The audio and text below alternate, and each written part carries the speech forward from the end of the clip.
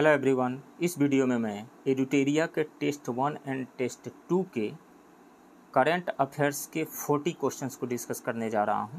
तो चलिए शुरू करते हैं।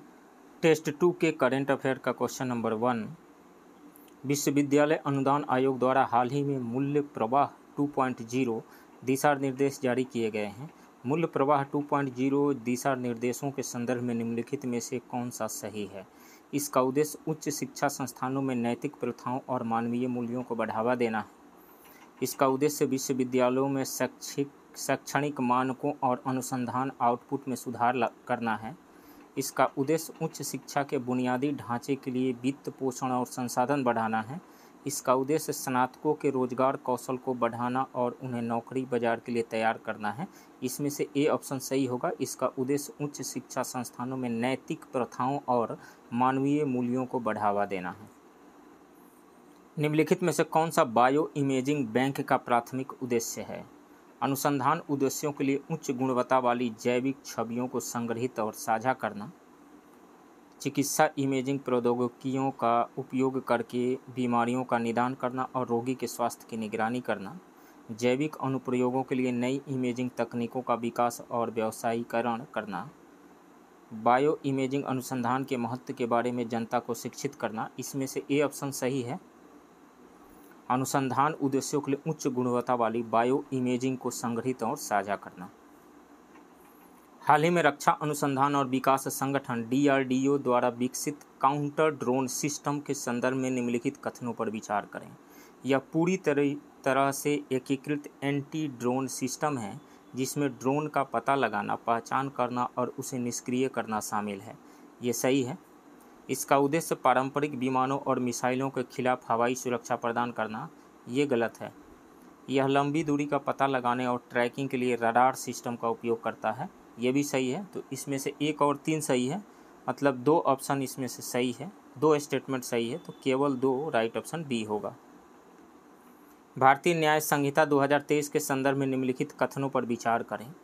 भारतीय न्याय संहिता की धारा 106 close 2 106 clause 2 hit and run मामलों में अधिकतम 10 ईयर्स की सज़ा और जुर्माने का प्रावधान करती है। भारतीय न्याय संहिता की धारा 106 क्लॉज 2 हिट एंड रन मामलों में अधिकतम 10 साल की सज़ा और जुर्माने का प्रावधान करती है। ये सही है। धारा 106 क्लॉज 2 को एक जमानती प्रावधान के रूप में जाना जाता है। जमानती नहीं है, गैर जमानती, जो जमानत की संभावना की अनुमति देता है, नहीं गैर जमानती प्रावधान। तो इसमें से सेकंड स्टेटमेंट गलत है, केवल 1 सही है। राइट ऑप्शन ए होगा। निम्नलिखित में से किस अनाज का भारत सबसे बड़ा उत्पादक और निर्यातक है? चावल का। राइट ऑप्शन सी होगा। विकसित भारत संकल्प यात्रा के संदर्भ में निम्नलिखित कथनों पर विचार करें। यह तकनीकी नवाचार, पर्यावरणीय स्थिरता और सामाजिक समानता के प्रति सामूहिक प्रतिबद्धता का प्रतीक है। विकसित भारत संकल्प यात्रा का उद्देश्य जो है वो सरकारी योजनाओं का प्रचार करना है। तो इसलिए फर्स्ट स्टेटमेंट गलत है।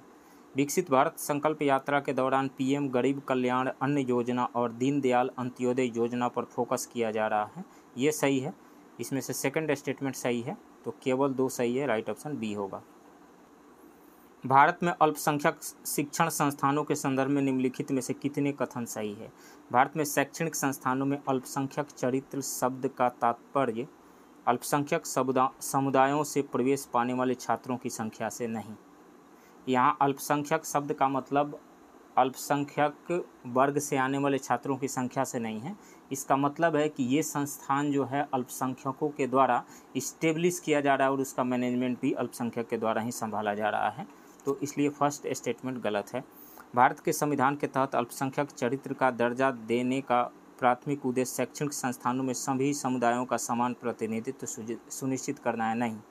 इसका उद्देश्य है कि अल्पसंख्यक वर्ग अपने जो कल्चर है, ट्रेडिशंस हैं, उसको प्रिजर्व करके रख सके। तो सेकंड स्टेटमेंट गलत है। यदि किसी कॉलेज को अल्पसंख्यक चरित्र का दर्जा दिया गया है तो विश्वविद्यालय अनुदान आयोग यानी UGC इस स्थिति को निर्धारित करने और संरक्षित करने के लिए जिम्मेदार है। UGC नहीं है, अल्पसंख्यक आयोग है, राष्ट्रीय अल्पसंख्यक आयोग। तो इसमें से थर्ड स्टेटमेंट भी गलत है। तो इसमें से तीनों ही सही नहीं है। तो नीचे दिए गए कोड का उपयोग करके सही उत्तर चुनें। तो कोई सही नहीं है इसमें से, राइट ऑप्शन डी होगा। निम्नलिखित में से कौन सा निकाय देशों के बीच कानूनी विवादों को निपटाने और संयुक्त राष्ट्र महासभा, संयुक्त राष्ट्र सुरक्षा परिषद और विशेष एजेंसियों द्वारा संदर्भित कानूनी प्रश्नों पर सलाहकार राय देने के लिए जिम्मेदार है? तो इसमें से अंतर्राष्ट्रीय न्यायालय ICJ, international court of justice, अंतर्राष्ट्रीय न्यायालय, राइट ऑप्शन बी होगा। विमान में उड़ान ड्यूटी समय सीमा एफडीटीएल का उद्देश्य निम्नलिखित में से कौन सा है? तो नागरिक उड्डयन महानिदेशालय ने पिछले साल जून में उड़ान ड्यूटी समय सीमा को अनिवार्य रूप से लागू कर दिया और उसके तहत ये प्रावधान किया गया है कि लंबी आराम अवधि 36 से 48 घंटे, रात्रि ड्यूटी के घंटे को कम किया गया है, कम लैंडिंग, रात्रि लैंडिंग पहले के 6 के मुकाबले 2 तक सीमित किया गया है। एयरलाइंस द्वारा अनिवार्य त्रैमासिक थकान रिपोर्ट देना है। तो ये सारे प्रावधान किया गया है। इसका उद्देश्य ये है कि दुर्घटनाओं से बचाया जा सके और जो भी एयर क्रू मेंबर हैं उनके थकान को रोका जा सके और विमान को सुरक्षित और कुशल संचालन को सुनिश्चित किया जा सके। तो इसमें से एक पायलट द्वारा गैर उड़ान कर्तव्यों पर बिताए जा सकने वाले अधिकतम घंटों को विनियमित करना, चालक दल के सदस्य के ड्यूटी पर रहने के कुल समय को सीमित करने के लिए जिसमें उड़ान और गैर उड़ान दोनों कर्तव्य शामिल हैं, उड़ानों के बीच पायलटों के लिए आवश्यक न्यूनतम आराम अवधि निर्धारित करना, अधिकतम गति निर्धारित करने के लिए जिस पर एक विमान संचालित हो सकता है। इसमें से बी ऑप्शन सही है, चालक दल के सदस्य के ड्यूटी पर रहने के कुल समय को सीमित करने के लिए जिसमें उड़ान और गैर उड़ान दोनों कर्तव्य शामिल है। निम्नलिखित में से किस राज्य में ईगल नेस्ट वन्यजीव अभयारण्य स्थित है? तो यह है अरुणाचल प्रदेश में, राइट ऑप्शन बी होगा। लगातार चौथी बार बांग्लादेश के प्रधानमंत्री के रूप में कौन शपथ लेगा? शेख हसीना लेंगी, राइट ऑप्शन सी होगा। भारत के पहले डार्क स्काई पार्क का खिताब किस टाइगर रिजर्व को मिला है? तो ये मिला है पेंच टाइगर रिजर्व को, महाराष्ट्र के पेंच टाइगर रिजर्व को, राइट ऑप्शन बी होगा। दूरसंचार अधिनियम 2023 के संदर्भ में निम्नलिखित कथनों पर विचार करें। यह लचीली स्पेक्ट्रम आवंटन विधियों का परिचय देता है जो संचार प्रौद्योगिकियों की प्रभावी तैनाती के लिए महत्वपूर्ण है। ये सही है। अधिनियम बाजार की सघनता को कम करने और निष्पक्ष प्रतिस्पर्धा का समर्थन करने के लिए कार्यात्मक पृथक्करण को बढ़ावा देता है। ये भी सही है। अधिनियम सार्वजनिक आपात स्थितियों के दौरान सरकार को महत्वपूर्ण शक्तियाँ देने से रोकता है। देने से नहीं रोकता है, देता है, जिससे नागरिक की गोपनीयता सुरक्षित रहती है। ये स्टेटमेंट गलत है। तो इसमें से 1 और 2 सही है, केवल 1 और 2 राइट ऑप्शन ए होगा। स्वच्छ सर्वेक्षण पुरस्कारों के संदर्भ में निम्नलिखित कथनों पर विचार करें। स्वच्छ सर्वेक्षण भारत भर के शहरों और कस्बों में स्वच्छता, सफाई और स्वास्थ्य रक्षा का एक वार्षिक सर्वेक्षण है। ये सही है। स्वच्छ सर्वेक्षण के तहत शहरों के मूल्यांकन के लिए अपशिष्ट प्रबंधन में सामुदायिक भागीदारी और व्यवहार परिवर्तन कुछ फोकस क्षेत्रों में से एक है। नहीं, अपशिष्ट प्रबंधन में सामुदायिक भागीदारी और व्यवहार परिवर्तन मूल्यांकन के लिए विशिष्ट फोकस क्षेत्र नहीं है। तो इसमें से ये गलत है।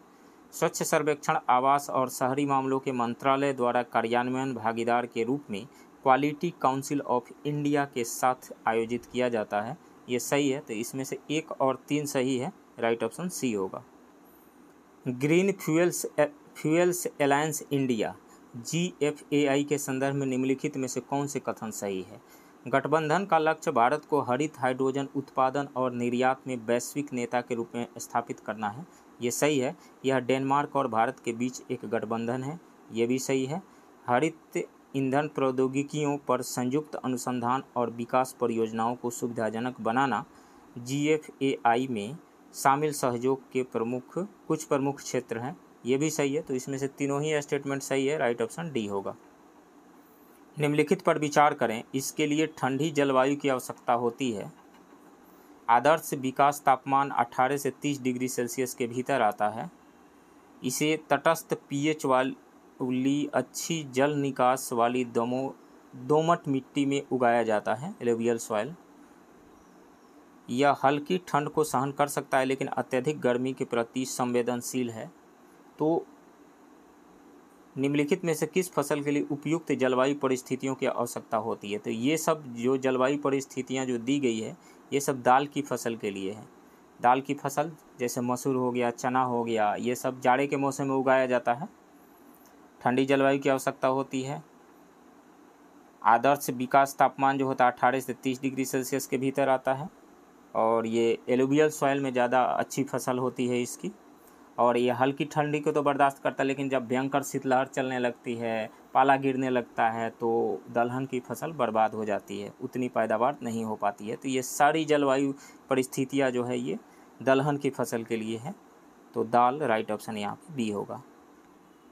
निम्नलिखित कथनों पर विचार करें। ISTEM भारतीय विज्ञान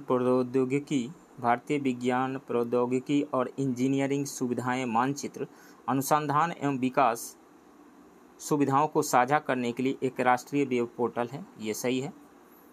ISTEM भारतीय विज्ञान प्रौद्योगिकी और इंजीनियरिंग सुविधाएं मानचित्र द्वारा शुरू की गई समावेश परियोजना एक कल्याण पहल है। कल्याण पहल नहीं है ये, जहां समुदाय सामूहिक गतिविधियों में संलग्न होते हैं जो सभी सदस्यों के लिए शारीरिक और मानसिक कल्याण को बढ़ावा देता है। नहीं, ISTEM द्वारा शुरू की गई समावेश परियोजना एक कल्याणकारी पहल नहीं है, बल्कि यह शोधकर्ताओं, उद्योग और स्टार्टअप को प्रयोगशाला सुविधाओं और उपकरणों से जोड़कर भारत में अनुसंधान सहयोग बढ़ाने का एक मंच है। तो इसमें से सेकंड स्टेटमेंट गलत है, केवल एक सही है, राइट ऑप्शन ए होगा। बंगाल की खाड़ी में Krishna Godavari basin deep sea project किसके द्वारा संचालित किया जा रहा है?